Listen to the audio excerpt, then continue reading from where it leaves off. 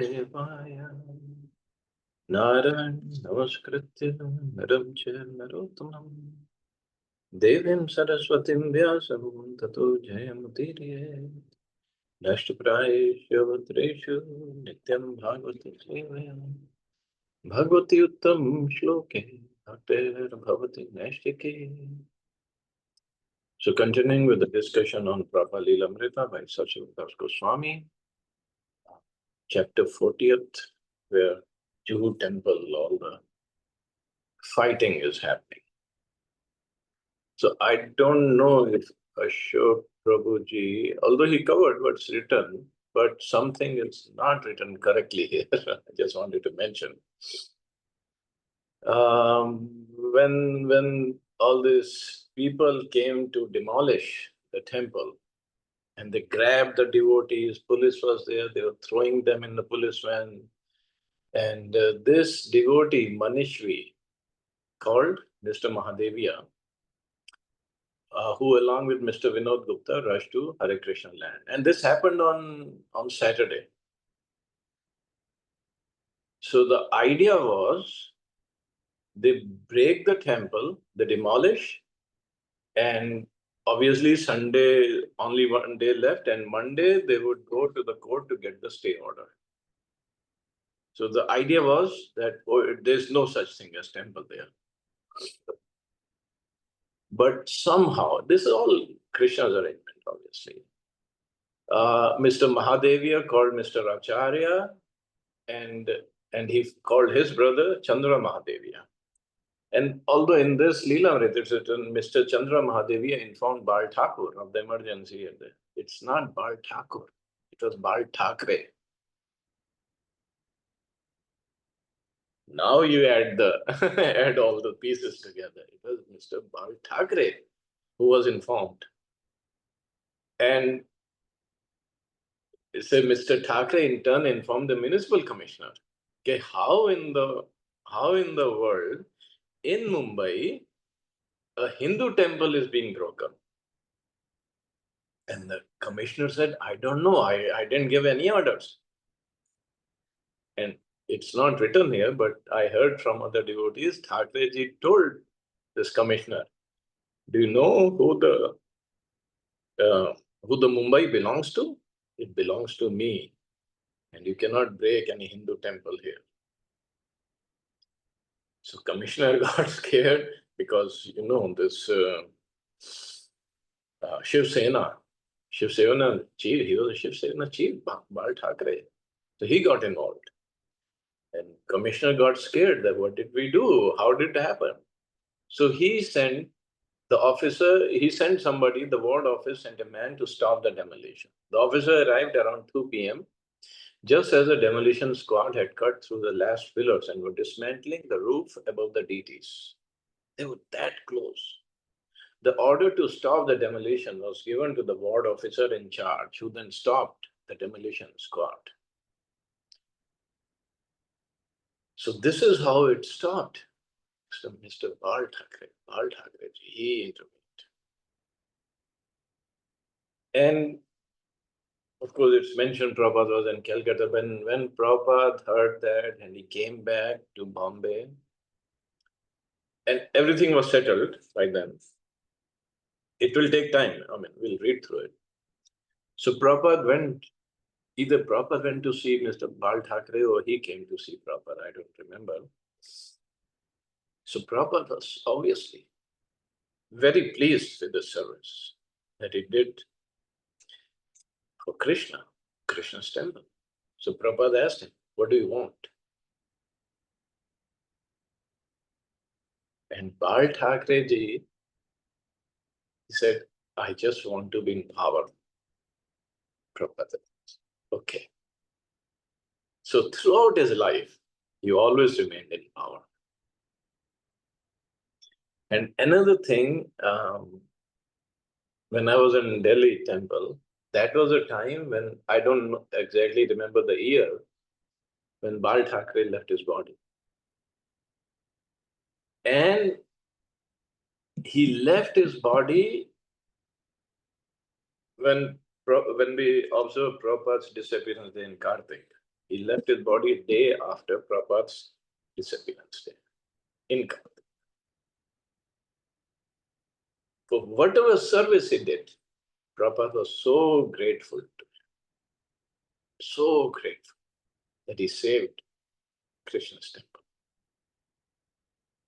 So see, I mean, how grateful Prabhupada is, how much he takes care of anybody who's done even a little service for his movement, for Krishna. And in fact, that day when he left his body, his residence, which is called Matoshri, ISKCON devotees went there and they performed kirtan. So from Juhu temple, from Chapati, many devotees went and performed kirtan because they were thankful to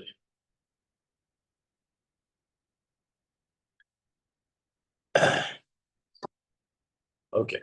So Prabhupada was in Calcutta at the time of attack, and when the devotees reached him by phone, he told them to organize a local ISKCON sympathizers and life members and protest the attack by mass publicity. They should also expose the persons responsible. They should be very effective against Mrs. N and her party. Okay, now we go to where Mr. Vinod Gupta. So Mr. Vinod Gupta, a member of the Jansangh political party, which favored maintaining India's Hindu culture, joined with Kartikeya, Mahadevia and others to form a Save the Temple committee. So yes, earlier it was Jansangh and later it became BJP, Bharatiya Janata Party. Mr. Gupta published his own leaflet declaring ISKCON to be a bona fide Hindu organization. As Giriraj met with and elicited the support of government officials, many of Bombay's leading citizens, appreciating the authenticity of the Hare Krishna movement, began to show sympathy and offer assistance. Thus, the plan of Mrs. N and her lawyers backfired. Although they had been thinking they were dealing with only a mere handful of young foreigners, they soon found themselves facing many of Bombay's most influential citizens. Srila Prabhupada predicted that the results would be positive. A few days after the incident, he wrote, "The demolition of our temple by the municipality has strengthened our position. The municipality standing committee has condemned the hasty action of the municipality and has agreed to reconstruct the shed at their cost. Not only that, the temporary construction shall continue to stay until the court decision is there as to who is the proprietor of the land. Under the circumstances, we should immediately reconstruct the deity shed. Barbed wire fencing should be immediately done to cover the naked land. And if possible, immediately in front of the deity shed, a temporary pandal should be constructed with our materials. If it is so done, then I can go to Bombay and begin Bhagavad Parayan to continue until the court decision is there. That is my desire."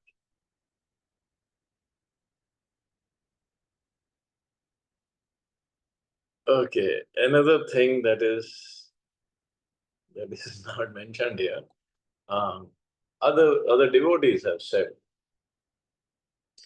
So as I said, so this demolition drive, I think it happened on Friday, if not Saturday. So Friday they were supposed to demolish. Saturday, Sunday courts are closed. So Monday the plan was Mrs. N to go and take the stay order. That whatever is there, it remains till the court decides. And her point was that there is no temple.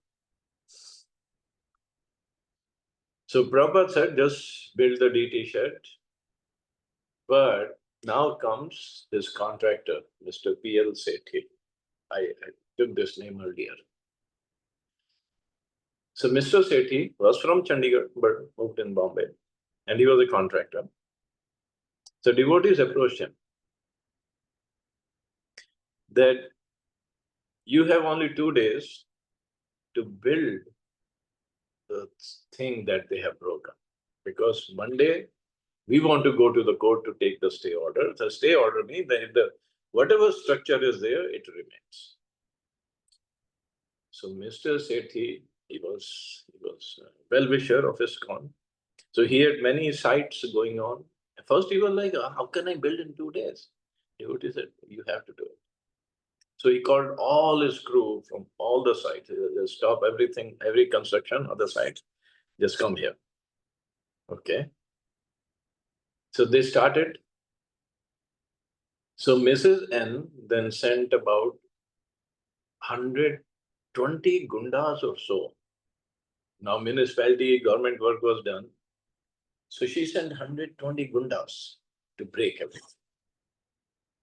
So another thing, now this Jibu land has been always been like that. So Mr. Sethi and his son, now they are Punjabis. So he told the leader of the Gunda, okay, you are 120 Gundas, fine. We have 2 guns, 2 pistols, and we have 150 bullets. So you come, let's see how many of you will go back.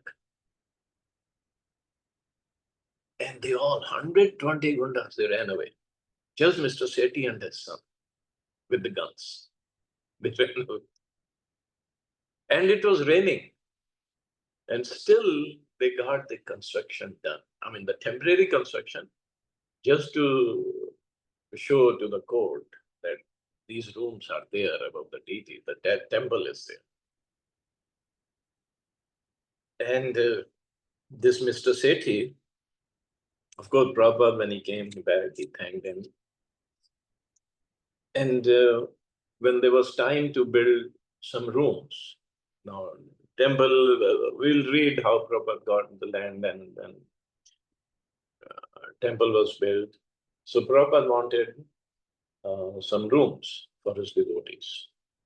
So obviously they contacted Mr. Sethi. So he built those rooms. Then while the construction was going on.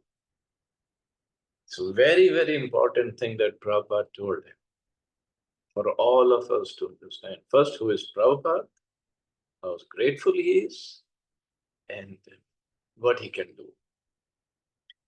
Mr. Sethi did not take initiation.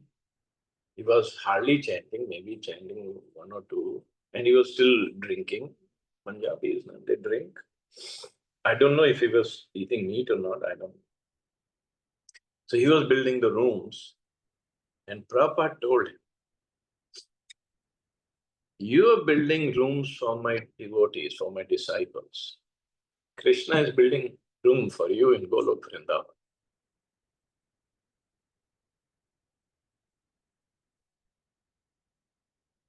See,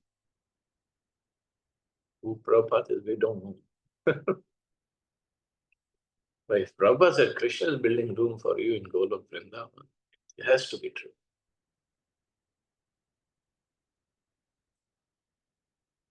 And few years later, before obviously Prabhupada left, he left in 1977. He went to Bombay and he went to see Mr. Sethi.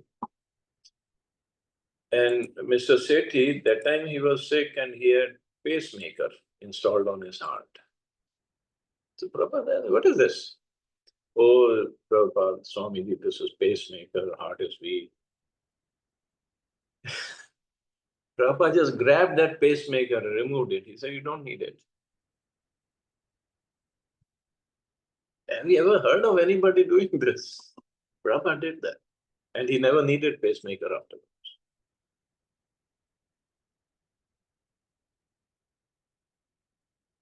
So this is how thankful, first of all, Prabhupada is for anybody who's done any service. Of course, Mr. Sethi did wonderful service. But Prabhupada can do wonders, miracles. He's still doing it, actually. It's not that he's still doing it. Prabhupada also asked Giriraj to give full coverage of the temple demolition in his Hare Krishna monthly journal to life members. Prabhupada himself wrote an article for the monthly describing his movement and the events leading to the attack on the temple. He condemned the Bombay municipality for having the audacity to smash our temple against the law and principles of religious faith. A clique in Bombay, he said, has conspired to drive the devotees from the land without returning their money, and he asked for sympathizers and life members of the Krishna consciousness movement to come forward and help him at this difficult hour. Only about a dozen ISKCON life members responded to Srila Prabhupada's call. There were hundreds of life members in Bombay, each of whom had donated 1,111 rupees and were receiving Prabhupada's books.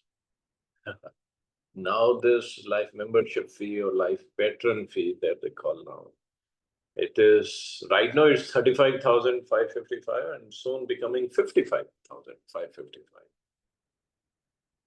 But when it came to a personal commitment in a time of controversy, only a few were willing to help.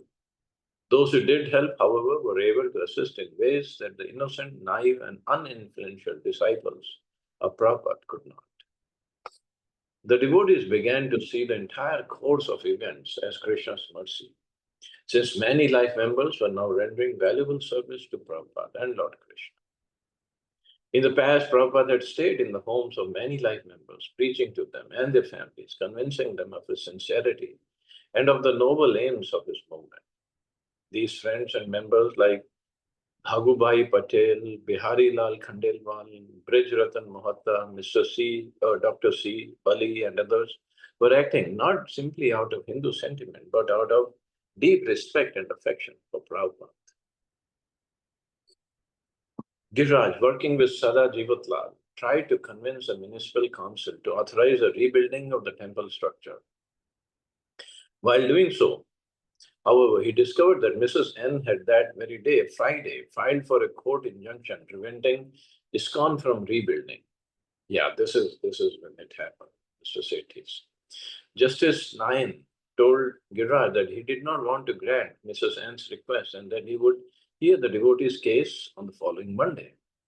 This meant that devotees had from Saturday morning to Monday morning, 2 days, to rebuild the temple.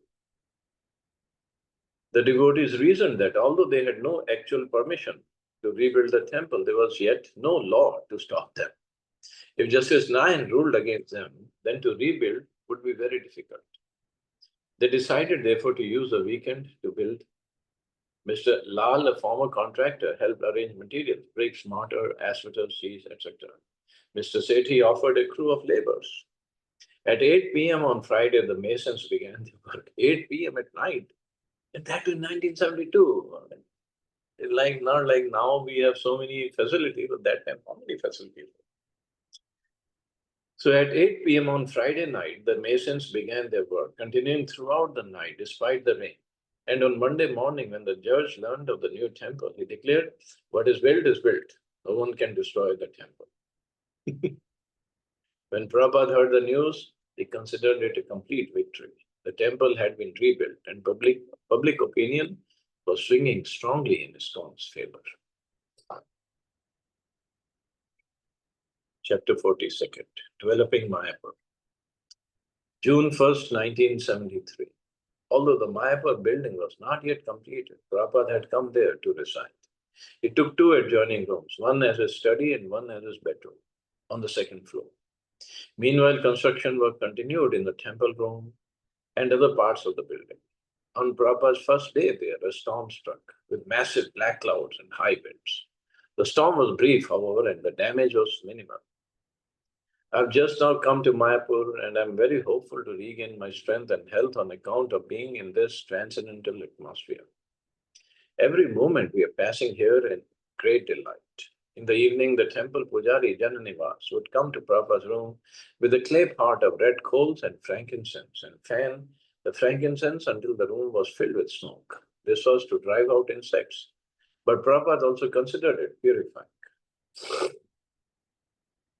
Yes, at frankincense, it still happens in Mayapur or in Bengal, they do it. Not only drives away all the insects, but it drives away any negative entities, subtle entities. They could be there, and it drives away them. Although he was sometimes disturbed by the workers hammering, he found the atmosphere otherwise peaceful. Only a few devotees were staying there, and Prabhupada gave his attention to translating or to speaking with guests and to devotees in charge of developing his Mayapur center. He would express his desires, especially to Bhavanand Maharaj and Jayapataka Maharaj, and worked his will through them. The devotees living in the building with Prabhupada considered themselves menial servants in Prabhupada's personal house. Of course, all the buildings in ISKCON belong to Prabhupada, yet in Mayapur, that sense was intensified. Generally, the devotees in each particular center would raise money to support their center. But Prabhupada personally took charge of getting funds from Mayapur. He had begun the Mayapur Vrindavan Trust Fund of donations from his disciples and interest from bonds and security deposits. If money was misspent, energy misused, or the building damaged in any way, Prabhupada would become very concerned. Now that he was personally on the scene, he often walked about, giving detailed instructions and demanding that discrepancies be corrected. The pink and British building was like a huge transcendental ship, and Srila Prabhupada, as captain, would walk the wide verandas, giving strict orders to all maids for keeping everything shipshape.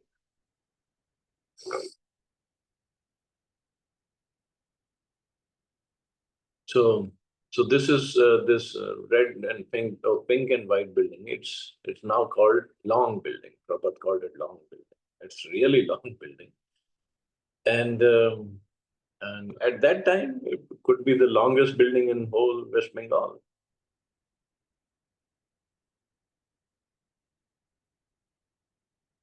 One day Prabhupada was walking on the veranda near his room. The other rooms were locked, and as Prabhupada walked alone, he would open the window shutters and look in. Suddenly he turned to Shatadhanya, who waited on call nearby. The fan is going on inside, and this room is empty and locked. Prabhupada said, "Who has done this?" Shatadhanya didn't know. "Whoever has done this," Prabhupada said, "is a rascal." He should know he's a rascal. For 2 days after, Prabhupada continued to refer to the incident with disgust. Means he didn't like anything to be wasted. Electricity being wasted means energy is wasted and money is being wasted because we have to pay the electricity bill. One day after a huge wind and rainstorm, water covered the 12-foot wide marble veranda outside Prabhupada's room. Bhavanand Goswami, taking a large squeegee a devotee had made, began cleaning the marble floor. And Srila Prabhupada came to his door to watch. "This is the way to clean marble," Prabhupada said. "Don't polish it with wax. Just keep plenty of fresh water and every day in the morning wipe it off. In this way, the marble will become naturally polished and will shine like glass." Prabhupada felt affection and deep gratitude for those devotees dedicating their lives to the Mayapur project. One night he called Bhavanand to his room and began asking him about the devotees. Suddenly Prabhupada began crying. "I know it is difficult for all you Western boys and girls," he said. "You're so dedicated, serving here in my mission. I know you cannot even get prasadam. When I think that you cannot even get milk and that you have given up your opulent life to come here and you do not complain, I'm very much indebted to all of you." This is Prabhupada. This is really so grateful. And he says, "I know you cannot get prasadam, proper prasadam and no milk, but still you're not complaining. You have come here, dedicated your life to serve my mission." We just have to be always thankful to Prabhupada. Somehow or other, he has given us this chance to serve him. In whatever way, little way, big way, whatever way we can serve him, just serve him. Whether it is temple construction, book distribution, or any other way. He's very thankful and he'll ready to bestow his mercy on all of us. We just need to get it, that's all. Okay, I guess I can stop this. Anybody has any questions or comments?